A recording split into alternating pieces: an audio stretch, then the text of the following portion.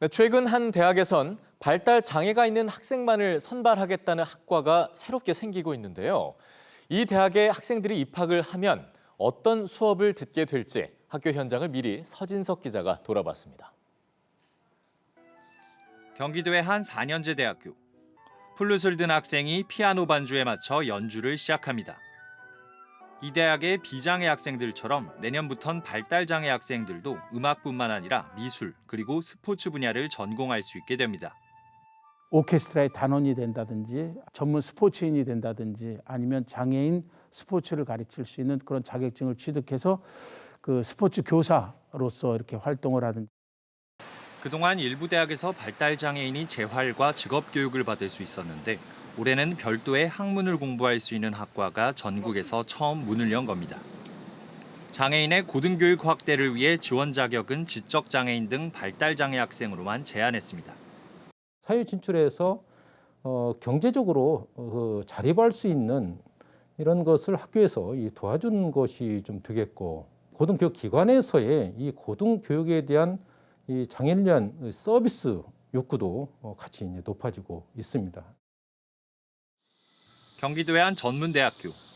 발달장애인들의 자립을 돕는 평생교육 과정을 운영하던 데 이어 내년엔 발달장애 학생만을 선발하는 3년제 전문학사 과정을 새롭게 만들었습니다.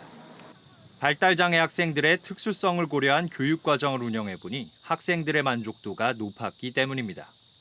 동일한 조건의 학생들끼리 공부를 하기 때문에 학습의 성과는 조금 느리지만은 같이 공부를 해서 같은 속도로 공부를 함으로써 이제 학생들이 거기서 자신감을 느끼고.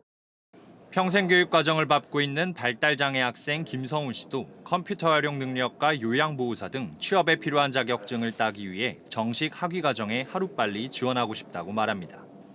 일반 학생들 있을 때는 일반 학생들을 좀 더 주전적으로 맞추고 저희는 모의주는 내역이 있다 보니까 일반 학생, 장애 학생들을 좀 더 도움을 주고.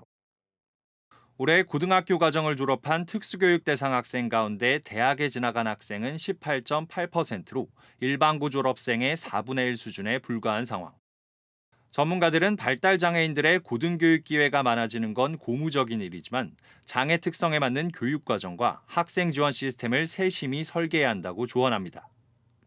발달장애인 분들이 전문가로 양성되는 하나의 또 다른 계기가 될 것 같고요. 장애학생 지원센터를 잘 설계해서 법에 있는 내용처럼 잘 설계해서 진행해야.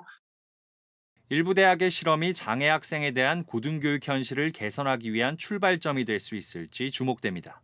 EBS 뉴스 서진석입니다.